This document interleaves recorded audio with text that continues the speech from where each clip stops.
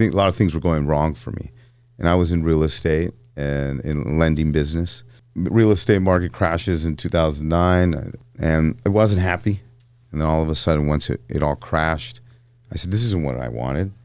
I said, I know what I wanted. I always wanted to go for that, and so go for it. And so I started 15 years ago. Welcome to the My SGV podcast. Our mission is to capture and share the stories of the people of the San Gabriel Valley.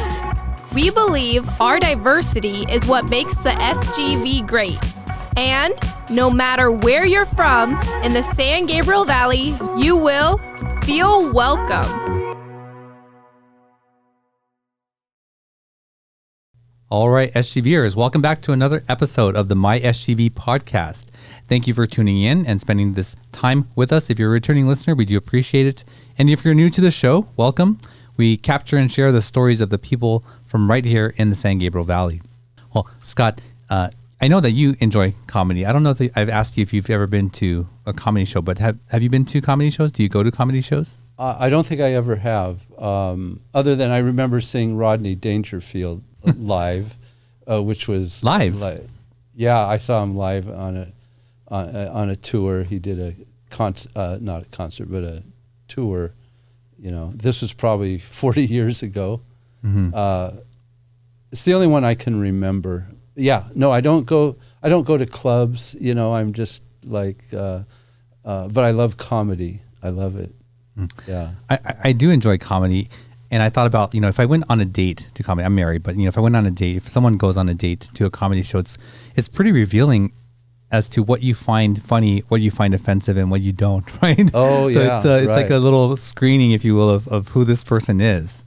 Yeah, you know, and it's kind of interesting because you mentioned offensive, and that's kind of, I think, and actually we can ask our guests, that might be a fairly recent thing. You have to start thinking of, like, are you offending people?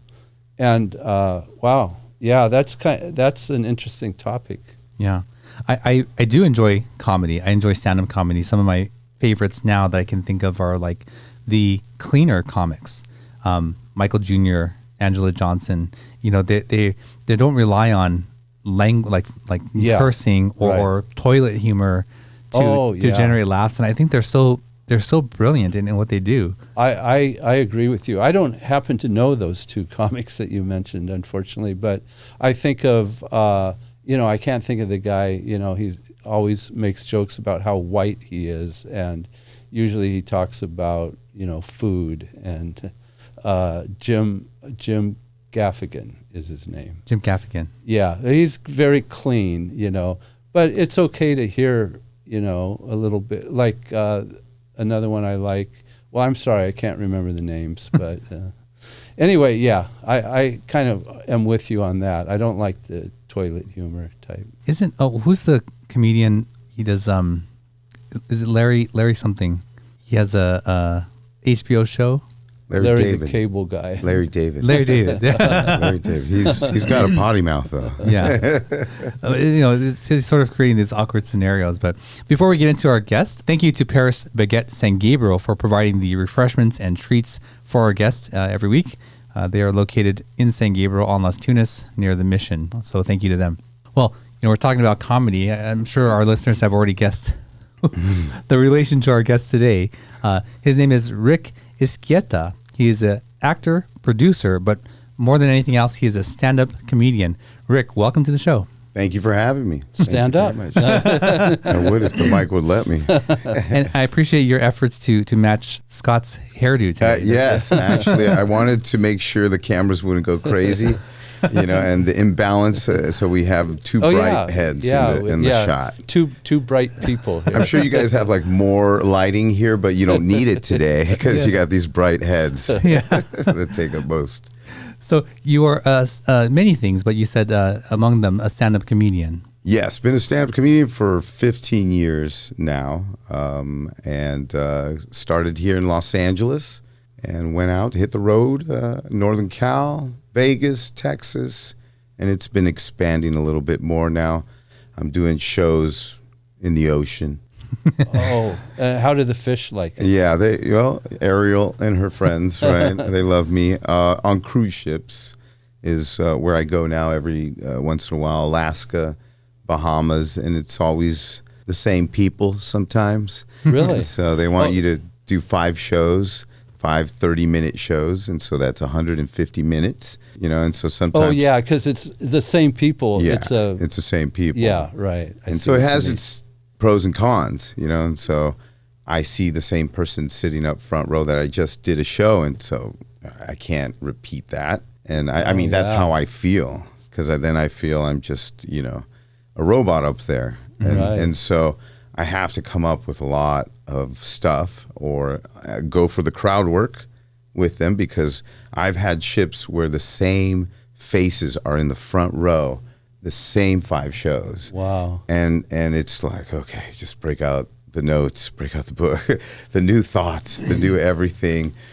Pick on that guy, he has a funny shirt, pick on that lady. And so you just have to, you're forced to do this. That's why I think the cruise ships is a great thing for every comedian, because it forces you to write more, it forces you to crowd work, it forces you to do all these things. Oh yeah, that is required. And so ever since I started 2 years ago, the cruise ships, and then it gave me a different angle, and I started coming to back to the clubs here in Pasadena, Ice House, at the Improv, and I was different. And I feel like the cruises are a boot camp for comedians, because it pushes you, forces you to work harder. And I have a lot I want to ask you about that kind of thing, but I know that Russell wants to hit the MySGV tie-in. Yeah. So, Rick, the show is called the MySGV Podcast. What is your connection to the San Gabriel Valley? I've lived in Temple City now for 4 years, I think. And before that, San Gabriel for like 2. And before that, Alhambra for 2. Okay. I grew up in the Eagle Rock area, so I always saw you guys from over there, And then I always said to myself, I don't want to move further east. I would, because I did live in Torrance one time, South Bay, and beach life is just amazing. But I just didn't want to move further east. However, I'm glad I moved further east, because I ended up in Temple City, which is an awesome city. And my kids, I have a 7-year-old boy named Desmond, and I have a 5-year-old daughter named Mia, and 10-year-old daughter named Mia. And they're both in school, in elementary school, and they're great. Their friends are great. The neighbors are great. The parents are great. The teachers are great. Mm-hmm. Everything's great. I almost feel I'm getting away with like free private school. Yeah. Because every kid is smart. It's just a good flow. Because it's a Temple City Unified School District. So they just focus on their school. It's not so many schools, Right. And you could tell how it really helps. He's in Little League. She's in soccer. Parents are just helping each other. There's time where I couldn't pick up my son, and we got him. Don't worry, we'll help you out. And a lot of trustworthy people. It's like the 1950s. Yes. In a very interesting way, it is very comfortable. Very comfortable. Someone visited us once, and they said, it's like Leave It to Beaver. Yeah. Yeah. Walk around the neighborhood. People walking their dogs. Yeah. People walking their dogs. People saying hi. Yeah. Majority Asian people, wonderful people. My dog barks a lot. I feel sorry for my neighbor, Daniel. He's out there cutting his yard, and my dog, and I'm like, hey, Daniel, I'm sorry about, it's okay. I'm just cutting, and beautiful lawn, everything. And he's just a wonderful neighbor. I don't have anything to complain about. So when I had kids 10 years ago, my first daughter, I had to search for the right neighborhood. I had to search for, and I grew up in Eagle Rock, and that wasn't for me. I didn't want to take them there. I mean, it's wonderful. I love Eagle Rock. It was great. But it just got a little crowded. And then over here was just more space. And and they could ride their bikes in the streets, and you just felt that. Yeah, it's really kind of ideal. Yeah. We don't mention Eagle Rock on. Oh yeah, sorry. It's okay. It's going to be bleeped out. So Eagle Rock, you're moving east. Yeah. You said Alhambra, San Gabriel, and then Temple City.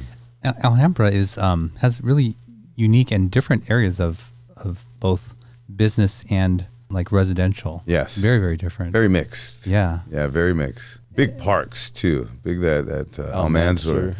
Yeah. So take me back to, when you're growing up, what are the influences that you look back on that sort of led you on a path to be doing what you do today? In all honesty, it was Richard Pryor, it was Eddie Murphy, it was George Carlin. It was a mix of all wild, high energy comedians to low energy comedians. I even love little Bill Hicks was from Texas. And you started seeing comedians from different places. Hey, how you doing, all? And you had the Asian comedian, you had the Italian comedian. I just loved watching all that in the 80s, okay? And when he said that he saw Rodney Dangerfield live, I was so jealous because that was something like I used to watch on TV all the time, Rodney Dangerfield. And his show, he had the Dangerfield and all the comedians that went on there. Right. That was in New York, right? Or I think he had one in New York and Chicago, I believe. I'm not too sure. Or Jersey. I'm not too sure. But it was on TV. Andrew Dice Clay came out and all those guys. Sam Kinnis and all those guys. Oh, I didn't know that there was a show called Dangerfield. Yeah. Oh, okay. A night, and just like a night at Improv. The club. Yeah, just like that's where he would film it, and then he got it on TV. And I met one of the comedians on that. Now that I do my run, Dom Irera, I met him, and I said, "Hey, Dom," I go, "This is gonna sound weird, but when I was young, I saw you on TV on Dangerfield. This is so great." And I go, "I love that thing that you did. And, I have to be. He did this thing, and I go, where is it? Because I searched for it everywhere on the internet. I can't find it. Where is that video? And then he goes, because I had it on my VCR. I had it, and I would invite my friends. I said, watch, this guy's great. And then he said, it's all legal stuff. I guess Dangerfield owned that. And so he couldn't share it, and then he just had to wait till they get their pages up and they share it. And so I found it the other day, like last week. It just kind of fell on my lap. I was skimming through stuff, and it said, "Hey," and I go, there it is. There's that one, and it reminded me back when I was younger. It's watching that, and that's where it really all started. I was obsessed, but I didn't jump right at it. I took there's a long story, a little bit of a story behind that. Yeah, so you were obsessed with it growing up in this era where, maybe those comedians would all be canceled today. I mean, their material was pretty. It was really, it was out there, but I feel, and I understand. I have a sister. She's my sister Michelle. Shout out, she's wonderful. She's a Christian, and she's highlighted the Bible like 100 times. I don't know how many times. She goes in and out, in and out. So she's very conservative, and much like that. She goes, those shows aren't for me. If people do adult topics, and it's not for me. I prefer this, and I understand that as well. Everybody has their genre, but sometimes when you do that, say the clean show, and you have a whole audience waiting for something else, it's just and then that must be cringe-worthy. It's totally cringe-worthy because read the audience is the number one rule, and then when they come up to you after the show, is like, I thought I was going to get this from you. Or if it's the other way around, where they didn't like... You don't know sometimes, huh? They walk by you like this. Like they can't talk to you. And you can't please everybody. That's the number one rule. But you're exposing yourself every night you go out there. It's like you're taking a chance. You're very vulnerable. You don't know if they're going to like you or hate you. Yeah. And so where do you get the strength, like the inner strength to be able to go out in front of a group of people and perform? I think it's repetition. You just keep doing it. Yeah. Doing it. I think 15 years of doing it weekly, sometimes daily. At the beginning, it was very daily. When I started, I started later in life, because I tried it when I was 20, bombed, and I felt I was disrespecting the stage. I felt I was disrespecting the audience because I didn't know what I was doing. So I had to go back and live life. So I lived a regular life. I had a job and all that. And then the real estate market crashes in 2009. I think a lot of things were going wrong for me. And I was in real estate and in lending business. And I wasn't happy. And then all of a sudden, once it all crashed, I said, this isn't what I wanted. I said, I know what I wanted. I always wanted to go for that. And so go for it. And so I started 15 years ago. And so once I started that, and by the way, I learned from business classes before, planning a business. I got my degree in business. So I understand all the planning it takes to put this together, mapping things out, having a playbook. And so that's what I started doing. And I started having a playbook and mapping it out. And it was just constant open mics at first, which is degrading. So what is open mics? Open mics is say the four of us right now, we just choose to each tell jokes, And I say the four of us is because sometimes they're not big crowds, not an audience. Sometimes it is you and three people. And and the reason why is because there's not many comedians there. Open mics are like a room of comedians that take turns to go on the mic. Oh, I see. It's like a gym, like a workout, work out the jokes. Yeah. And you run into some interesting characters there.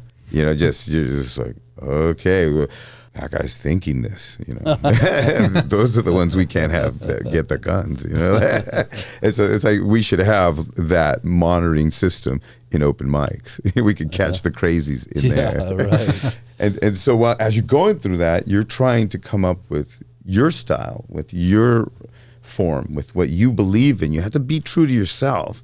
And you have to be honest with yourself. I get people coming up to me always saying, hey, I got a joke for you. And I said, look, honestly, I haven't lived your life. I don't know who you are. And if you give me a joke and I deliver it on stage, it doesn't come out genuinely original or anything. It has to come from here. It has to come from here. It has to come from here. It has to come from my yesterdays, what I experienced. And so a lot of my comedy comes from truth of what I lived and events that happened.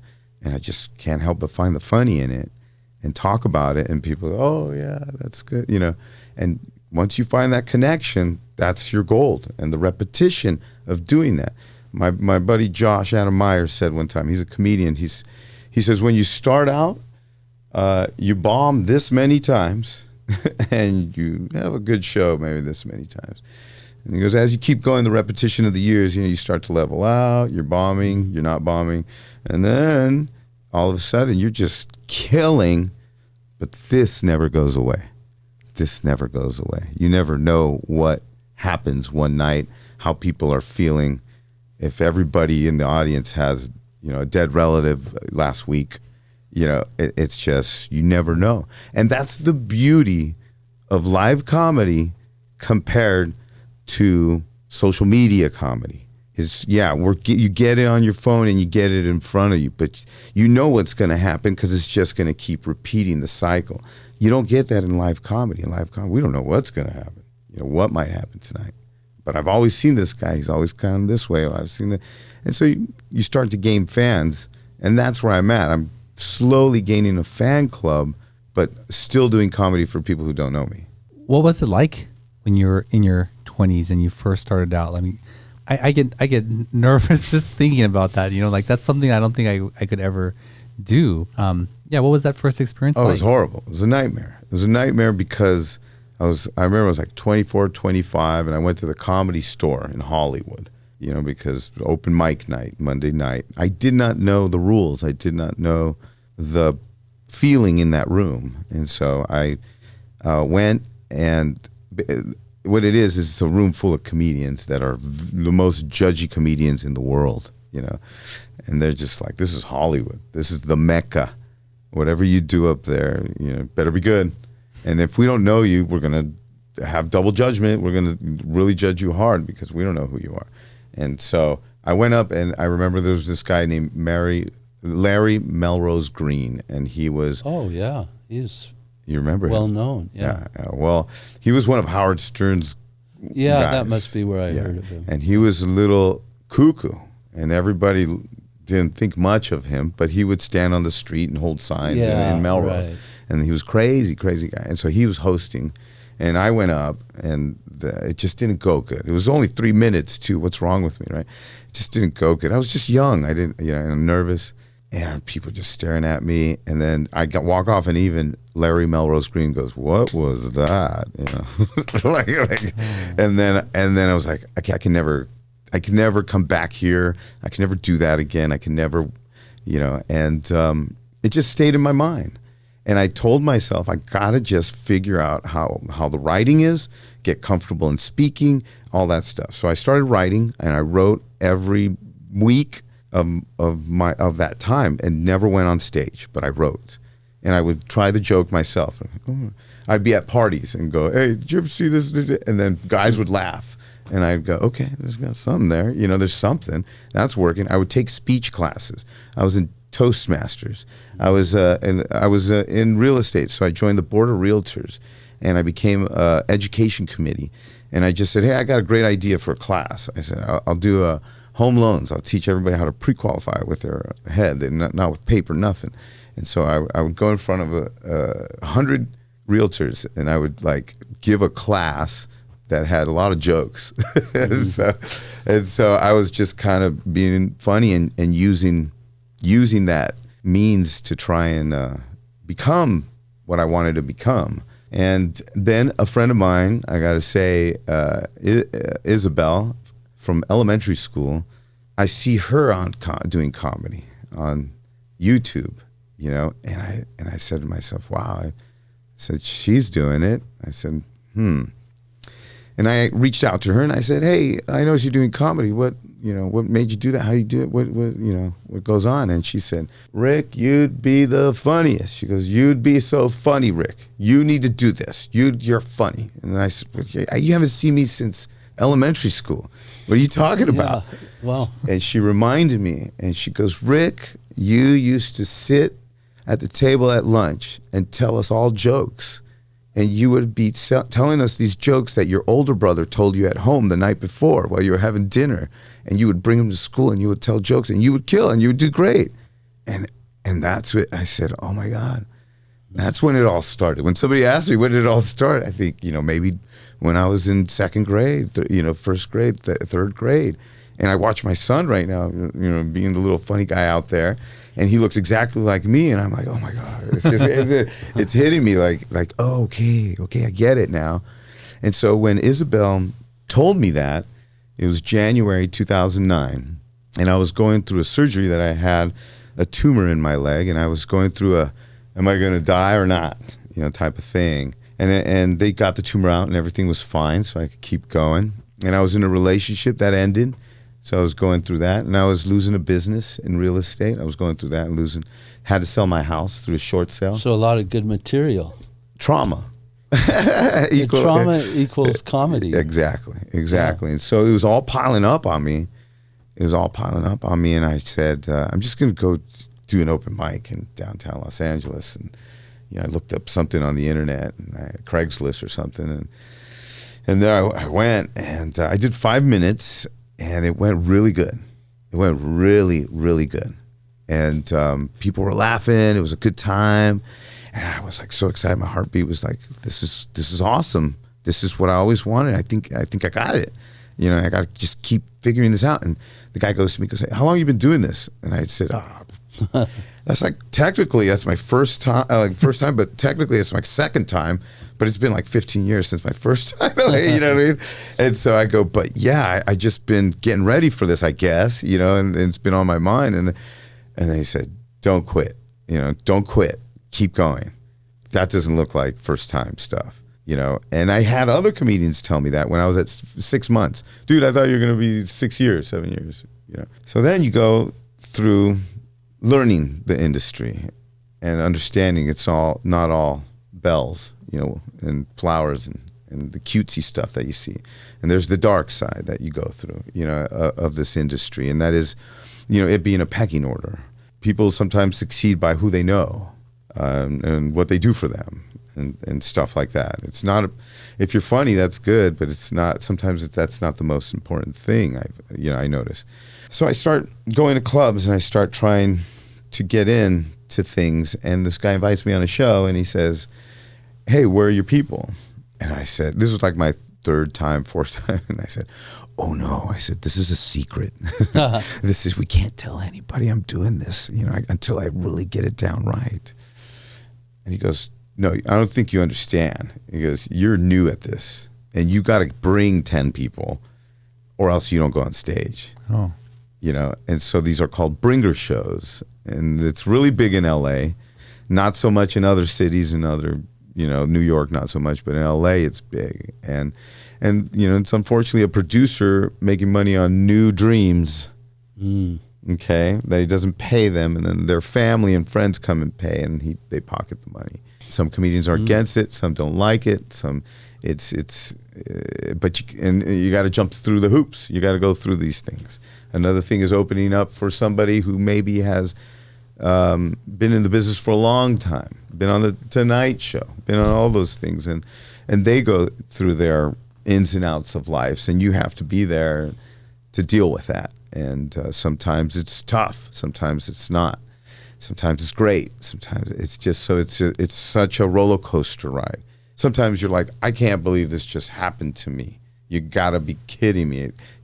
I just got left in Arizona. You see what I mean? And it's so crazy stuff like that happens, but the trauma just seems to be the circle of life of comedy. It seems like that. Yeah. I mean, it's always been the story, right? That comedians have come from horrible backgrounds. What's really interesting is my dad and my older brother picked on me a lot. Okay, and I'm grateful for it today.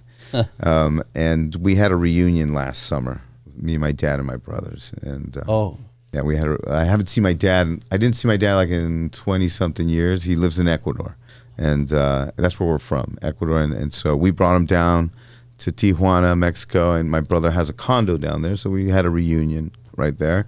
And I just couldn't help but get a little emotional with my dad when he goes, "Hey, I'm really proud of what you've done with comedy, and you're really doing it." And then I said, I don't know, I think I owe it all to you guys, because you guys picked on me and you made my skin really thick, and hecklers don't bother me. And the funny part of them always making fun of me, I've always taken it the easy way, and try and give a comeback, the roasting part, so to say. Was it ill will on their part? No, it was love. It was from all love. I mean, we came to that conclusion because back in those days, dads didn't know how to act. Dads didn't have a Dr. Phil. Dads didn't have an Oprah to learn these things. We didn't know. They didn't know. Especially, I think, in a macho community too, right? That's the other thing, is the machoism that my dad was. It still is to this day. He's 84. So he still has that machoism. Were you born in Ecuador? No, I was born here, and my brother and sister were born in Ecuador, the two oldest. So I was born here in downtown Los Angeles at the Good Samaritan Hospital, and grew up in Mount Washington watching the Dodgers stadiums from my backyard. Oh, you could see the game? I could see the light from the stadium, and so I would put it on the radio. Oh yeah, very Beaver, like Leave It to Beaver style. Right. Put it on the radio. Hear Vince Scully. Yeah, and then you could hear the crowd. And then you could see the lights and everything. Yeah. And it was just a great memory, great place to grow up too. Yeah. Scott is not a Dodger fan. Oh. I gotta go. Why didn't you tell me he was a Dodger fan? I was gonna wear Dodgers too. I said, nah. No, we had a guy a week or two ago wear a Dodger shirt, and I said, okay, but next time you're wearing a Yankee shirt. My son's little league team is Yankees. So good. I gotta wear all that. All right, good. Well, they're the winners. Yeah. There's winners in the world, yeah. And those are the Yankees. Yeah. And Yankee fans. Yeah.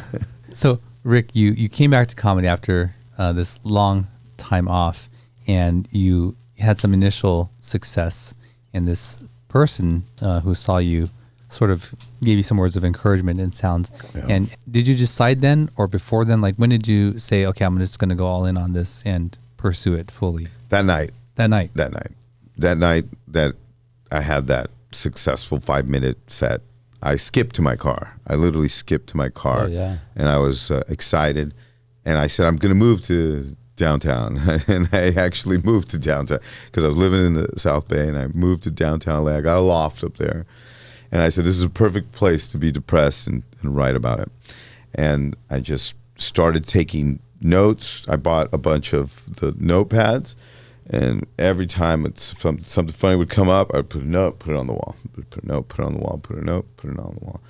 I'd start trying to sectioning it, family, work, whatever, play, whatever it was. And then I'd come in and it was just everywhere.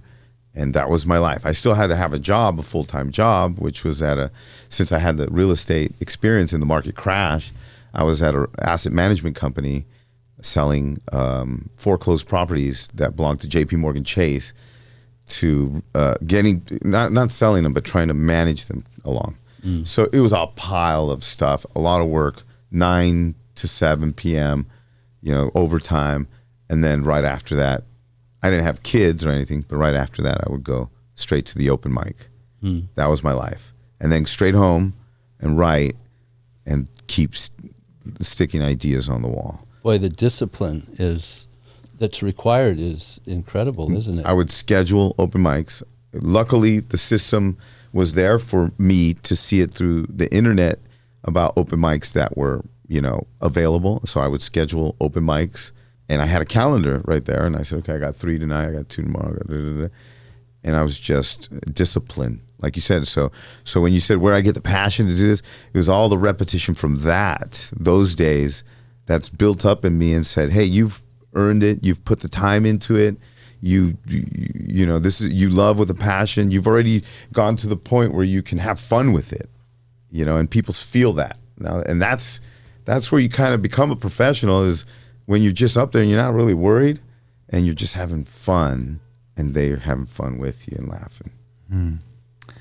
Rick, can you go back to that second performance? So this is the one, after your very first one. How did you feel going into it? How did you feel as you're experiencing the crowd reacting to you? And then how did you feel after? They say it's like a drug, it's addicting. And it's true. It's very true, because you're the life of the party. Those minutes, you're the life of the party. Has that second show and that feeling, has that ever been replicated since then? It's like multiplying ways. Okay. Because the crowds get bigger. Okay. And so in multiplying ways, the crowds get bigger. I mean, you go from 2, 3, 4, 14 people, 20 people, to 300, 400, 500 people, to 3,000, 4,000, 5,000 people, to tens and thousands, fluffy style, millions. It must be like continuously multiplying for them as well, and probably very sad for those who stop multiplying, because a possibility of losing passion. Eddie Murphy said it best. He said, I quit comedy because everything was good. I had money. What was I going to complain about? And so that's why he quit comedy. How would you describe your comedy? Does it fit a certain niche? I'm Latino Hispanic, so I go with that a lot of times, because my name, Izquieta, people like that stands out. And I've been told to change it. I've been told to change my name, and I can't, because I think there's a niche there. And the niches, a lot of times I get guys that go, I can't do that. I'm just going to call you Rick, okay? And I said, well, give it a shot. Like, what do you think it says? And then Izquieta. They say it wrong every time. And I said, well, look, it's, you ever go skiing? Yeah, I love skiing. Okay, is ski. Is Izquieta. And then they go, okay, Izquieta. Yeah, Izquieta. And then next thing you know, they see me 3 months later, and they're like, Izquieta. And then I go, hey, you've been practicing. I've been practicing all night, man. and so I'd say the Latino, because I lived in Mexico for 2 years. I went to college in Mexico. I went to university down there called Monterrey, el Instituto Tecnológico de Estudios Superiores, y TESM, el TEC, known as el TEC, equivalent to MIT. I didn't take those engineer classes though. I was just a business major, marketing business major. But I played football down there. I played American football. I didn't know this, and when I got there, and I played here, and when I got there, I was like, oh, this is my game, and let's play. And I played 2 years with the university. And right now I'm kind of working on a project I'm trying to put together about playing football in Mexico, a documentary. And the weird part about me thinking that I want to do this documentary, the guys I played with, we won a championship. They want to do a reunion. So I go, okay, wait, I got to film that. I got to plan, I got to move ahead. Okay, I'll get to you. But was that a college team you played on? Yeah. Yeah. Well, the champion was actually a league that they would do down there of guys that wanted to play in the college, kind of like red shirting, blue shirting, but they would actually in the springtime make a league and say, okay, you 3 teams, and we all were students in the university, and then they would pick 150 of us out of 400 that were trying out. And they say 50, 50, 50. Okay, you're team 1, 2, and 3. You guys are going to compete against other universities in other cities. And after that, we're going to pick the best 50, and you're going to become not even varsity yet, but JV. You're going to represent. And so I went through that, and that was our championship team. And we did play other universities, and it was an crazy experience. And then I made the JV team, and so now it was part of the university. And I would practice with the varsity every once in a while. And there was the dream of getting to varsity and playing with them, but I had to come back home, and all that ended. Mm-hmm. But it was fun. I loved it. So you're like 6'6", 6'7", 280. Is that about right? Divided by 2. What position? I was a tight end, but let me remind you, I played in Mexico. Okay. The listening audience, they don't know. No, they were big guys down there as well. The way I got the tight end position was I was corner, but I was like second string, and I wasn't playing because I didn't tackle good. I'll be honest, I just didn't have the reaction. But I could catch a ball, like no problem. And when the tight end got hurt, the backup tight end couldn't catch the ball. And the coach goes, oh, who can catch the ball? And I was right behind him. I said, I could do that. He said, okay, this is play. He goes, grabs me by the face mask like they always do, right? Oh. And he goes, this play is for you, okay? Why quick? That's it. Why quick? And I go, all right. They'll tell you what to do. Go. And then I go, oh no. And then the quarterback goes, oh, why quick? That's who's why? And I go, me. He said me. Oh, okay. Where do I line up? And he goes on the left side. And the left side, tight end. And then he threw the ball to me. I caught it and I looked downfield and there was nobody in front of me. And this was equally because I love football. Like I love comedy. Those are my 2 favorite things. This was equally like that second time on stage and everything was going good. I'm running down the field. I said, I'm going to score a touchdown. This is everything I always wanted to do. And I'm running, and it wouldn't have happened if I wouldn't have gone to Mexico. If I would have stayed here, I wouldn't have done that, anywhere here. And there I am, running. And I got tackled at the 5-yard line. They stopped me, and then the coach goes, stay in. And then the next play was a run, and I go, what do I do? Just block the guy in front of you. Just block the guy. Okay. And then at practice, I had to start learning that position more. And they said, you're not tall enough, but we'll put you there. You got that Rudy. You got that Rudy in you. And I said, we see that. And I did. I was like that little guy that had a lot of hate, anger in him. Mm-hmm. Young guy had a lot of anger in him and was just hitting. And that's why I love football, because it did break out a lot of issues that I had inside of me, and I was like boxing or whatever, just hitting. Mm-hmm. Well, Rick, we ask each guest to bring an item with them. What did you bring with you today? Well, I kind of cheated and I brought 2, but I'm going to show you one. The one is my son, Desmond Roy, became the king of Temple City. Wow. Okay, and I'm just so proud of him. And I'm also very this is another reason why San Gabriel is just so awesome. I don't know how this happened. I think his personality, because they interview 100 kids and they see which ones listen, behave, answer properly, have a very interesting, detailed answer, you know. Wow. And the Camellia Festival, yes. Royal Court. Yeah. And all these kids got picked to be princess and prince and banner holders. And then in the end, they'd say who's king and who's queen. Wow. And we were there, and all of a sudden, they don't announce it. They just put it on his head. So, and I said, "Oh, wow, I think you're king."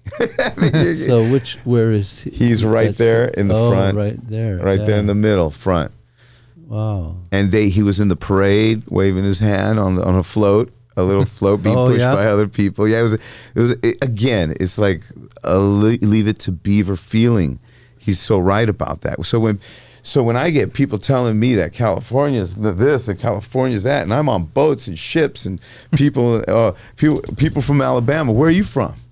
I said, California. Oh, I'm sorry, you don't get it. I don't know what to tell you, but this is beautiful out here, and so so that's I love it. And the other one, really quick, was this is my mom, and she passed in January, and. There's a little pin. Oh, so it's a pin in memory of her. Yeah, of her and I. Oh, wow. And I believe you had a similar situation. Oh, yes. My mother recently passed away, dementia. My condolences. Same here. Same here. That's a terrible experience, isn't it? Yeah. But just in her memory, you know. Can you show the camera? Yeah, absolutely. So can I ask how long did she live with this condition? 6 years, 7 years around there. And it happened, I think she bumped her head or something. And then it was different after that. And it was slowly happening.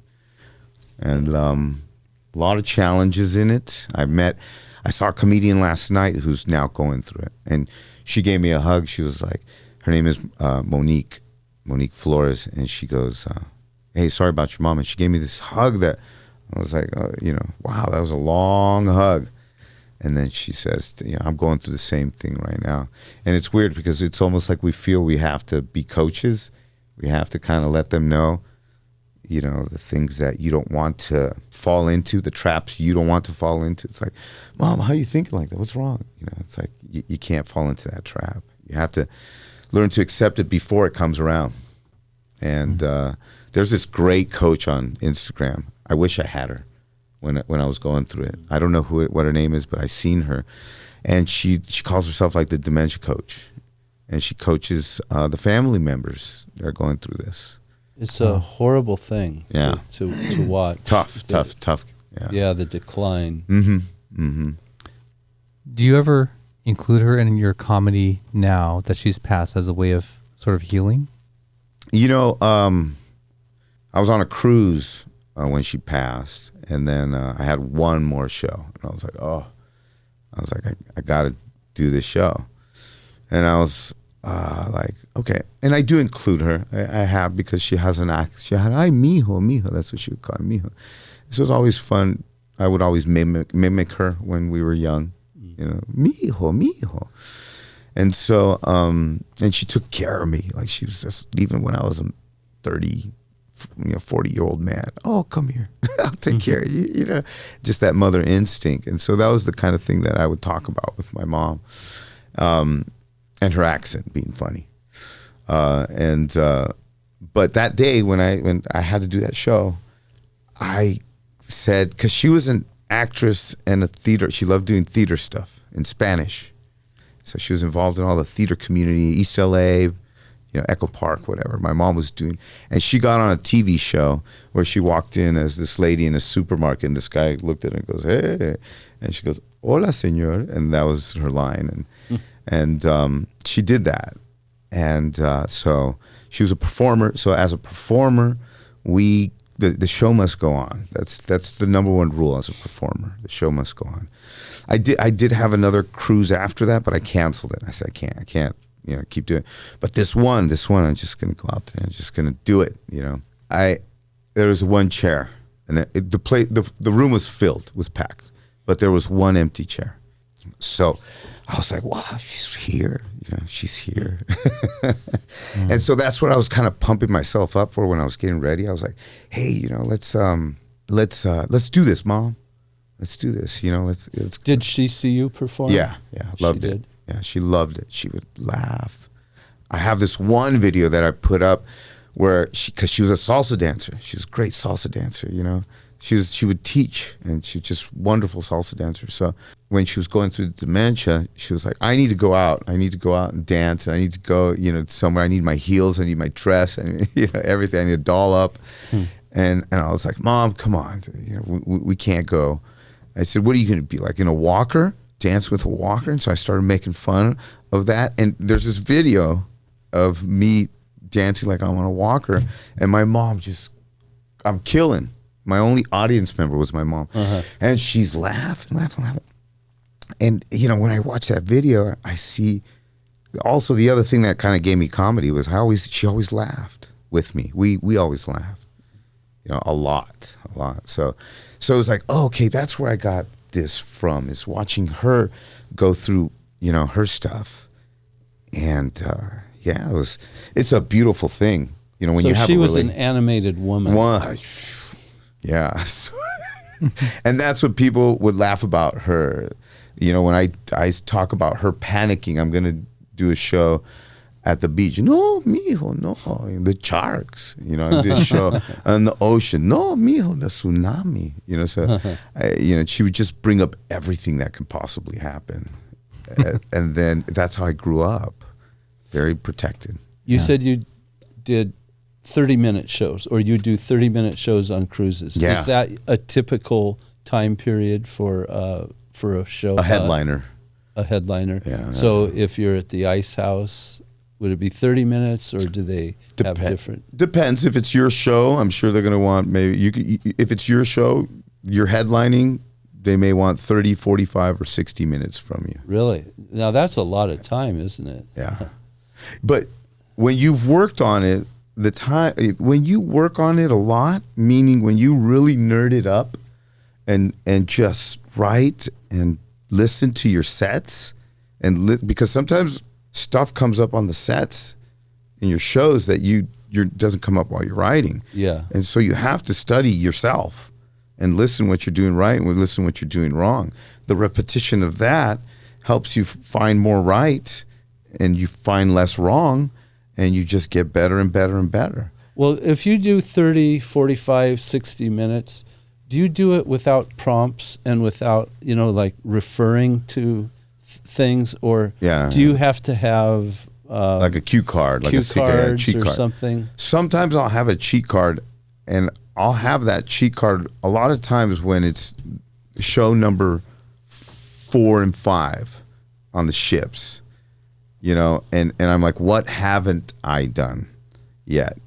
Because my goal here is for people to leave these ships and say, I saw 5 shows from that guy, and there were 5 different shows, and there were 5 great shows. Why is that guy not somebody? And so that's these in stand-up comedy, you're alone. Yeah. You're alone. So you're alone in the planning. You're alone in a lot of things. And so as you're planning that set, you're doing it by yourself, and you want to be known for that. So if you can do it 5 times differently, it's like, wow. And that's my goal. I'm thinking for myself, to get better and continue to impress people in the audience. Mm-hmm. Yeah. Well, Rick, I want to get into some of the stuff that you're currently working on, whether it's a show or other things that you mentioned before, but let's take a quick break and we'll be right back. Wonderful. Thank you. At Wormuth Law, they believe that just because you speak a foreign language, come from a different culture, or simply don't know how to navigate the legal system, that should not prevent you from compensation from injury or receiving benefits. Their multicultural staff have been helping SGVers like you for over 38 years. Visit law888.com or call them at 626-784-7017 and tell them you heard about them on this podcast. All right, we're back with Rick. Rick, before the break, we were mentioning you had some other projects that you're working on or have worked on. But before then, when we come back from the break, we like to ask questions from this deck of cards called Icebreakers. They're extremely intense, deeply personal questions about your, most inner thoughts. And you must answer. No, these are just lighthearted questions for the audience to get to know us a little bit better. So here we go. Have you ever been told you look like someone famous, and who was it? Oh, okay. When I had hair, it was Police Academy Steve Gutenberg. Oh, Steve. When I had hair. Now that I don't, it's every bald guy, every famous bald guy in the world. Yeah, well, including Scott Wormuth. Yeah, I've been mistaken for this guy. Now I finally know who it is. Hey, Scott! Everyone, what? Scott! Who have you been mistaken told? for? Not mistaken for, but told you look like. Oh well, actually, I can't remember the name of this very famous actor, and this is a true story. I was in Washington, D.C., going through a Capitol tour or something like that, and this kid kept looking at me, and finally he came over and asked for an autograph because he thought I was this, and I can't remember the name of the guy. And that was when I had hair, too. Is it a basketball player? No, it was an actor. An actor. I can't even remember his name, but would it be? Cause I'm going to take a shot at this. All right, don't hurt me, Scott. Yeah. Gary Busey. I have been compared. Okay. Yes, but that was no. Seriously, I see that now. I have been told I look like Gary Busey. Okay, but this was not Gary Busey. It was. But you look like if Gary Busey had his stuff together. Yeah, he's kind of a down and outer, isn't he? He's a wild man. Too many wild stories from Gary Busey. Just look him up and you have a lot to read.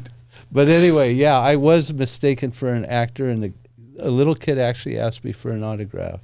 Oh, that's so cool. Yeah, but I had to tell him I'm not. I felt bad about bursting his bubble, and I thought later I should have just signed the name. Right? Yeah. Oh, totally. You would have made it. Till this day, he would still be Med. Exactly. Have you ever been mistaken for Rick Izquieta? Yes. Because of my sense of humor. That was when I had hair. I was mistaken for him. Hey, this show is funny. I don't know. You guys don't think you're comedy. You're comedy. Well, it doesn't say mistaken. It says someone told you. So someone, when I was in high school, said I looked like Russell Wong.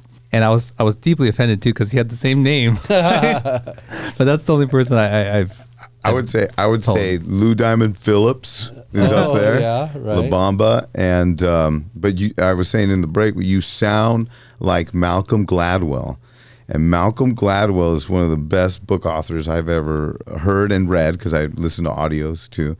And Malcolm Gladwell he has this book called The Tipping Point, which talks about building, your dreams, everything I'm doing in comedy, everything you guys are doing with this.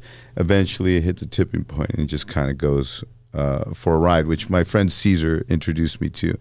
And you sound like Malcolm Gladwell, which is a very good tone to a voice to listen to a message. Or if you ever thought of audiobooks, and reading books for somebody. Yeah, he has a great voice for audio. Yeah. You have a great face for radio. Well, thank you. I think.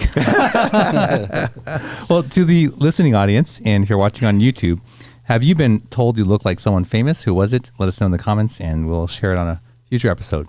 So, Rick, before we all got started on this, you mentioned that you can be seen in a movie that's on Amazon Prime. Yeah. Please tell us about that. Well, remember when they did that Facebook event about storming Area 51, somebody created a Facebook event and said, let's go storm Area 51. They can't shoot us all. Yeah. And then 3 million people or 2 million or 3 million people ended up saying, I'm going. And so when you got something saying millions of people are going, you know, you can't help but go. So my friend Brian Moreno, comedian also, he posted on Facebook, anybody know how to make a documentary? And then I just happened to be working on one at that time that I'm still not finished with. I'm still working on it. But I said, well, I'm trying to, and I'd love to see what you got.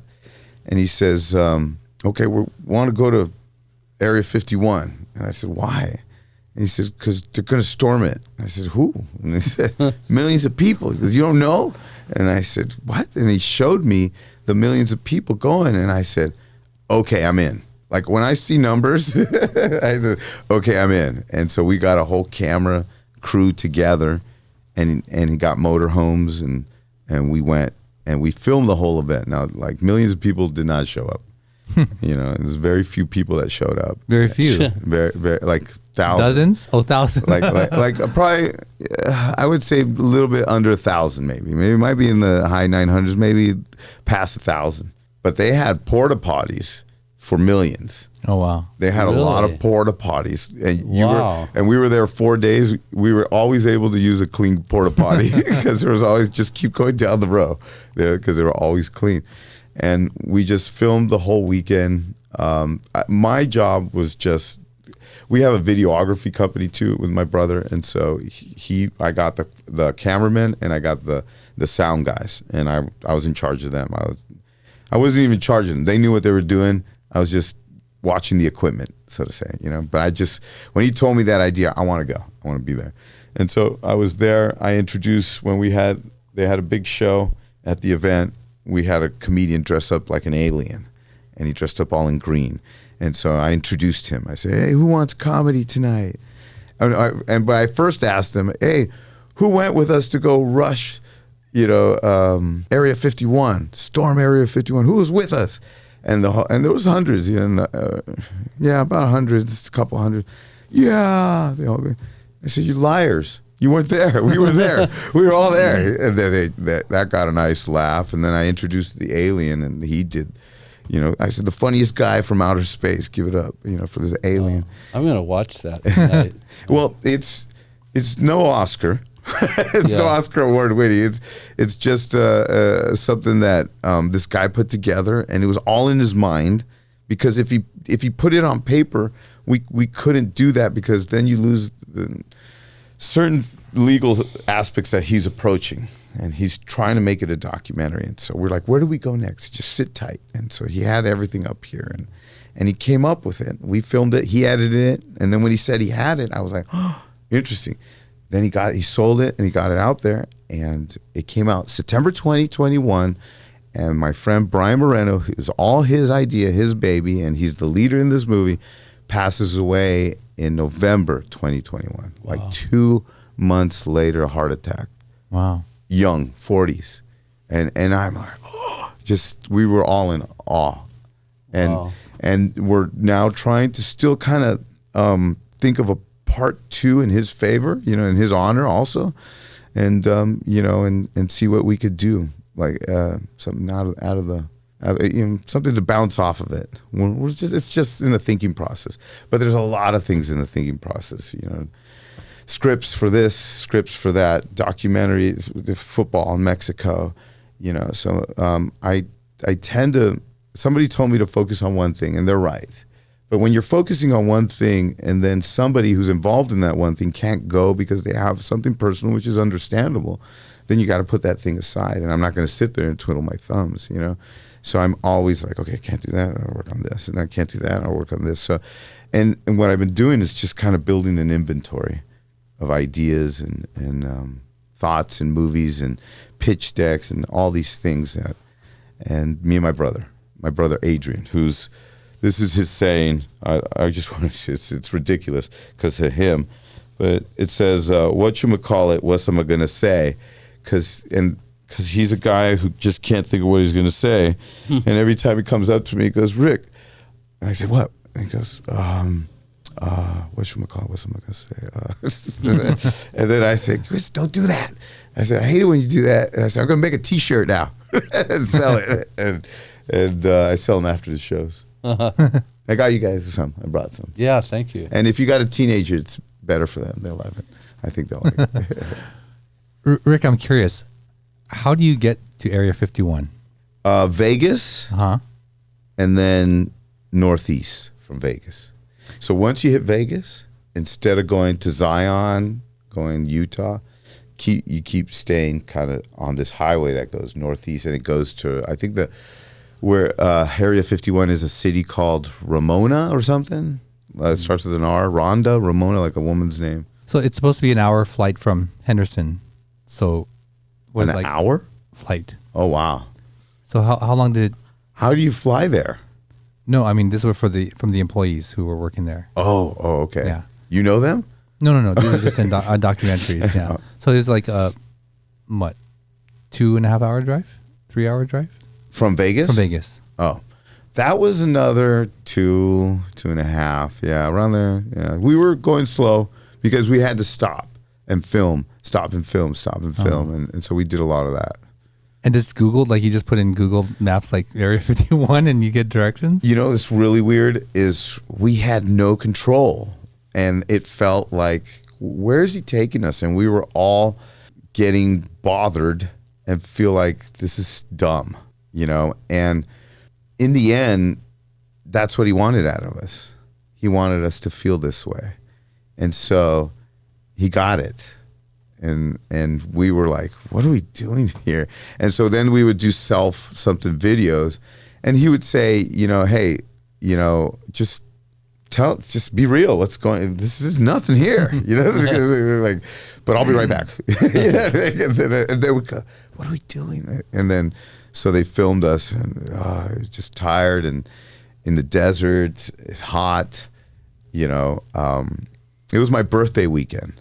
And I'm never without my family, my birthday weekend. But that weekend I told my family, I said, I'm sorry, I got to go do this. This is something for the books. and then everything is always for the books. You know, when you get offered something and you don't know what it's going to be the end result. You just don't know. There's a lot of stuff out there I want off the internet because the end result wasn't so great, you know, but you just don't know, and you have to repetition, do a lot of that until people see you and you find somebody who's got quality ideas, quality directions, and they use you in that, and it's great. But Dreamland has been, I was also on Starz TV. In my year 3 of comedy, I got on TV, and it was Starz TV, and it was called a thing called STAANN DUP, and it was filmed at the Ice House. And Donnell Rawlings, who works with Dave Chappelle, he was the host, and that was my first one. And that's one of the ones that I look at. I think to myself, I look so new there, like that. I'm just a puppy. And no wonder I didn't get anything after that. You know what I mean? And you start to cringe on. But other people are like, oh, I love what you did. And I did 10 minutes, and they cut it in 4.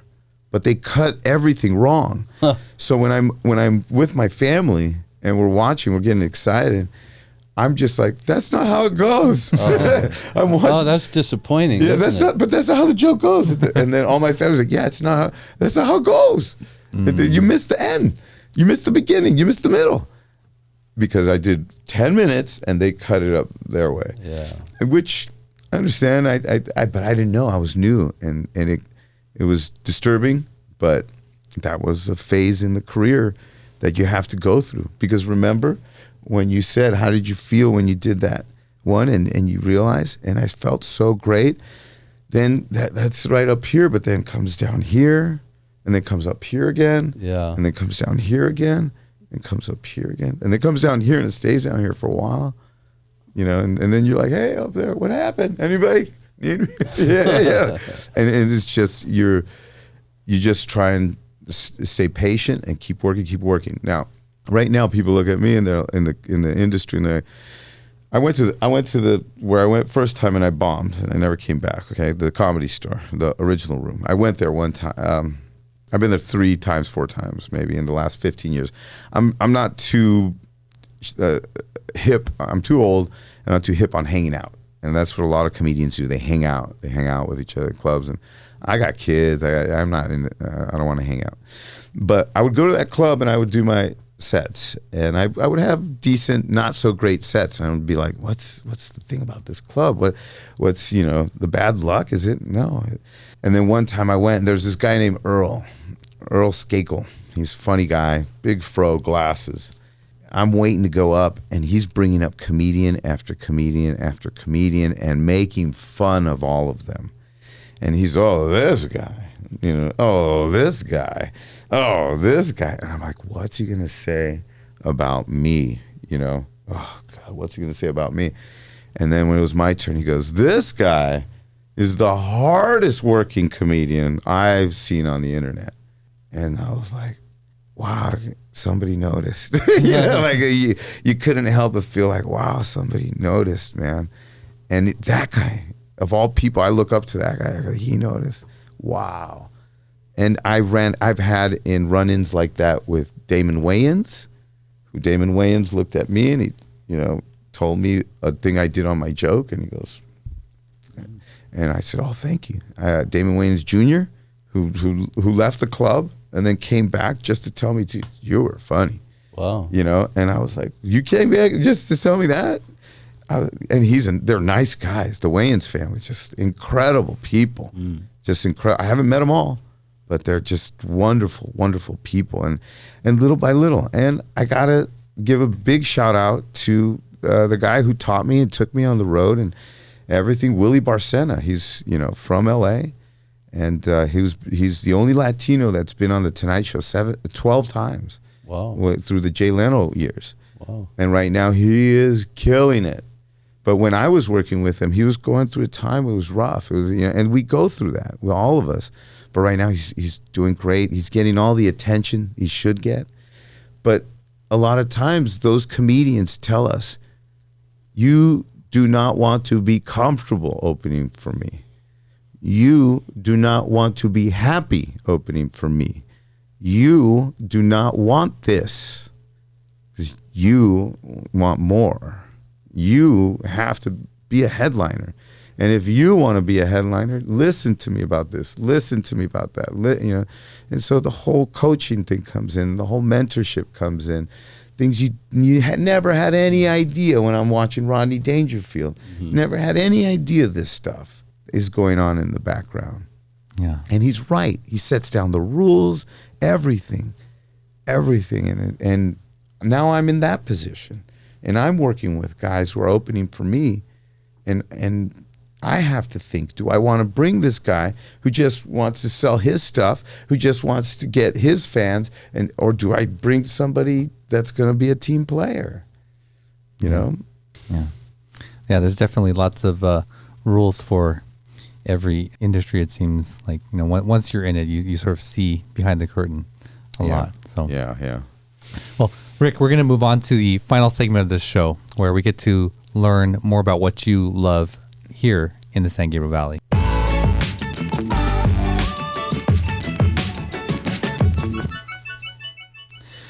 So, Rick, this is what we call the SGV 3, where we ask you to share your 3 favorite or most memorable places or experiences here in the San Gabriel Valley. I like this. So, Rick, what is number 1? Number 1 on the list. Okay, number 1 on the list is going to have to be, I'm going to have to start in order from life. Number 1 on the list has to be Arroyo Seco Golf 3-par. Okay. Why is that special to you? Because in high school, we would go play there, me and my buddies, and it was a place where I learned how to play golf. And I'm not a great golf player, by the way, but I learned the whole golf concept at Arroyo Seco with all my buddies from high school who are still friends of mine today. My friends Londo, Pete, Tony, Mauricio. I'm still friends with them today, talking to them since junior high. And so we would go there and just play golf. And it's just one of the most beautiful places. I love South Pass a lot because of the hills and that go in the Arroyo, that little area there, where the golf course is at. I also played Little League in that park. Yeah. That's number one.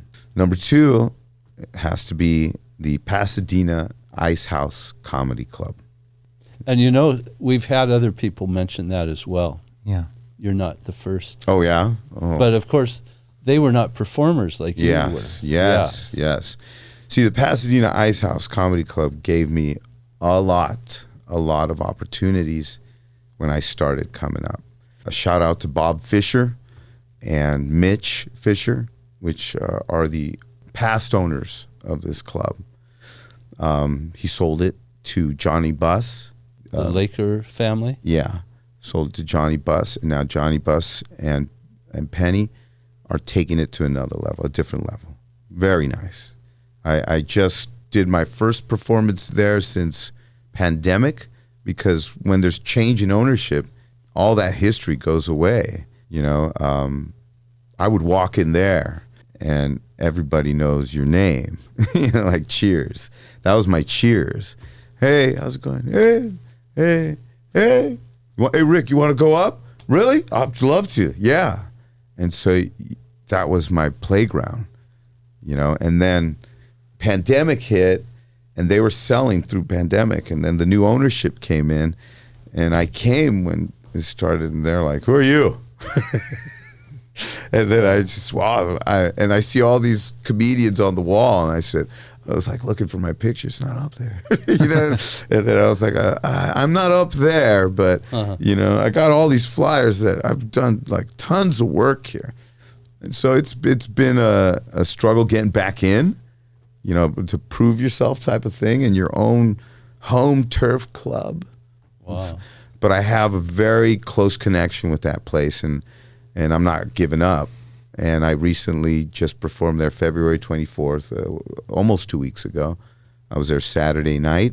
It was during a high school reunion fundraiser thing that some producers, shout out to Cal and Polo and Jeff Garcia, they're putting all these together and more stuff. They're putting more stuff together. And they got me on stage, and it was wonderful being back there. It was like, and the craziest part, it was a crowd full of people who went to the same high school I went to. So I was joking about the high school. It was like family was there. Yeah, they all knew. They all knew me, and it was like my home club. But the home club people didn't know me yet. Yeah. You know, and it was like, these people, we're all here. I want to come back. I don't want to go anywhere else. Like, if it was up to me, I would be at this club every month and come up with new stuff. And that's what I'm going to try to arrange, is I'm going to try and arrange to get a show every month and always, you know, come up with new stuff. Yeah, that sounds fun. And what's number 3, Rick? Number 3 has to be Live Oak Park in Temple City. Oh, nice. Okay, that's a first on the show. Yeah, Live Oak Park in Temple City, and I have to say I'm having a lot of fun there these past 4 years, about 4 years, because my beautiful partner, mate, honey of mine, Maggie, her name is Maggie, and my kids, Mia and Desmond, we just spent a lot of time there playing sports, baseball, soccer, basketball, volleyball, whatever it is. And so, and the community, the Temple City, the family, Temple City family is always there. And so it's a place I've started to fall a little bit in love with. And they have one of the baseball fields, they have the old school style, where they have the little board there for the Little League kids to keep the score. And they have the announcer, you know, coming to bat, Desmond Roy, you know, and it's the most Leave It to Beaver thing that you could feel, you know, and I just give it up for Temple City. They've been great. And that's the other thing. I also want to thank the Chameleon Festival Royal Court.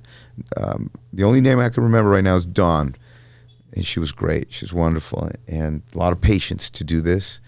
And there was another lady, I can't remember her name, but she was wonderful. She saved this festival like, I don't know, 50 years ago or something. they weren't going to run it anymore because there were no funds. And she put up the funds herself. And she put up I can't remember her name right now, but if you look up Comida Festival, she's in there. They honor her and everything. Just wonderful people all around. I'm glad I've become part of that family. Yeah, wonderful. Well, thank you for sharing those three with us. Thank you. Rick, we appreciate you coming on the show and sharing your story with us. If people want to come out and see a show of yours, where can they view more of your content? My content is in Instagram, Izquieta, IZQ. Rick IZQ is always the easiest way to find me, RICKIZQ. And I have a link there that takes to all my shows that are coming up. I got some ships I'll be on also, and I'm doing one that I'm really excited about in May. I'm headlining Pachanga Casino May 3rd and 4th, I think it is, Friday, Saturday, 4 shows. Where's Pachanga? Pachanga's down south. In that's south. Temecula, okay. Marietta, Temecula area. Yeah. I'll be down there. But I want San Gabriel Valley to know that I do want to try and get comedy going much better around here. You know, to pick it up. I don't know. I don't want to start a venue. I just want to use the Ice House. But if you see my name and you come out to the shows and you support, you're helping with that part. Because remember, live comedy is different from anything you see on any item, any camera, any TV, any phone. Live is different. Yeah, definitely. Well, Rick, thank you again for coming on. Thank you, I Russ. appreciate the time you shared with us and our audience. Thank you. Thank you, guys. Appreciate it. Well, there you go. That was an interesting conversation with Rick. I actually thought he was going to be sharing more of the struggles of, becoming a comedian. And, what's interesting is in that 15-year gap, or was it 15 years, that he had never really let it go, that he still pursued this thing that seemed to be really deeply ingrained in what he knew he really wanted to be, and the passion. And, if there's any takeaway from this episode, what you're really driven for, what really is going to move you, it's not going to go away. If that's really in you, it's never going to go away. So, take the chance, pursue it when you can, because that's really going to be the fuel for your success. Well, thank you again for spending this time with us. We do appreciate it. If you like this kind of content, please consider subscribing. You can check out all of our content on our website, mysgv.net. And don't forget to like, share, and subscribe. Check out our MySGV shop on our website. You can check out our cool gear, some hats, stickers, and t-shirts. So until next week, we'll see you then. Thank you for joining us on the MySGV podcast. Check out more of our content on our website, mysgv.net. This show was produced by Russell Mono and edited by Victoria Allers of Kind Monster Productions. If you'd like to join us next week as we capture and share more stories from our diverse community, feel welcome. Nice matter. No, kind matter.